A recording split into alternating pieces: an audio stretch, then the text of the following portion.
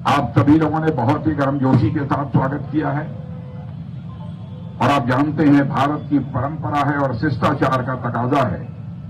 स्वागत, अभिनंदन और सलाम दुआ कभी एकतरफा नहीं होना चाहिए।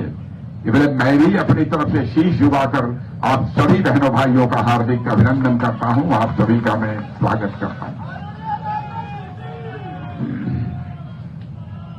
आपकी लोकसभा की प्रत्याशी श्री कमलजीत शेहरावत और आपके वरिष्ठ नेता श्री राजेश जी गहलोत, श्री कृष्ण जी गहलोत, श्री मुकेश सुरियान, पूर्व मेयर श्री सुमन शर्मा जी और श्री अजीत खरखरी जी और यहां मौजूद मेरे सभी सम्मानित बहनों एवं भाइयों, मेरे सिर के ऊपर यहां की आन बान शान की पगड़ी तो आपने पहनाई है, उसे मैं स्वीकार करता हूं, लेकिन आप लोगों ने मेरे सिर पर चांदी का मुकुट भी पहनाया है और साथ ही साथ प्रत्याशी कमलजीत शेहरावत के भी को भी चांदी का मुकुट पहनाया है।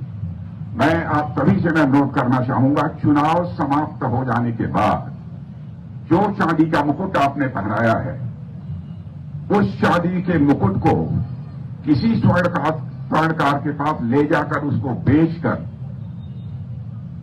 और एक काम यह करिएगा, ऐसी गरीब परिवार में पैदा हुई बेटी जो शादी होने के बाद घर से विदा हो रही हो और उसके पांवों में चांदी की भी पायल न हो, तो हम लोगों का मुकुट तोड़कर यह चांदी की पायल उस बेटी के लिए बनवा दीजिएगा। यह मैं आप सभी लोगों से अपील करना चाहता हूं।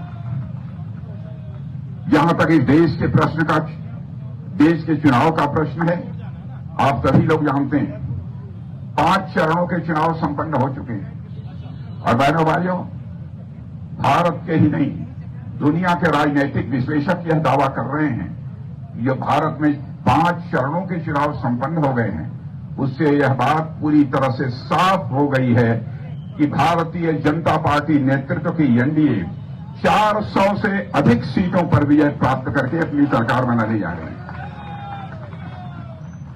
जहां तक दिल्ली का प्रश्न है, बहनों भाइयों, केवल आम आदमी पार्टी की बात नहीं कर रहा हूं, मैं कांग्रेस की भी बात कर रहा हूं। भारत की राजनीति में विश्वसनीयता का संकट, क्राइसिस ऑफ क्रेडिबिलिटी यदि सबसे अधिक किसी ने पैदा की है, यह कांग्रेस के नेताओं ने पैदा किया है, आम आदमी पार्टी के लोगों ने पैदा किया है। नेता तो ऐसा होना चाहिए जो कहे, उसे करके दिखाए, चाहे उसके लिए कितनी भी बड़ी कीमत क्यों न चुकानी पड़े।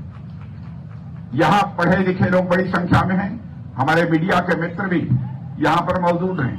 मैं किसी कार्यकर्ता की बात नहीं कहता हूं, मैं भारतीय जनता पार्टी के बारे में मैं कहना चाहूंगा। 1951 से लेकर आज तक का हमारा कोई चुनावी घोषणा पत्र उठाकर देख ली। बहनों भाइयों, अपने चुनावी घोषणा पत्र में जो कुछ भी हम लोगों ने अब तक कहा है, अक्षरशः उसको पूरा करने वाली हिंदुस्तान की अकेली राजनीतिक कोई पार्टी है तो भारतीय जनता पार्टी है।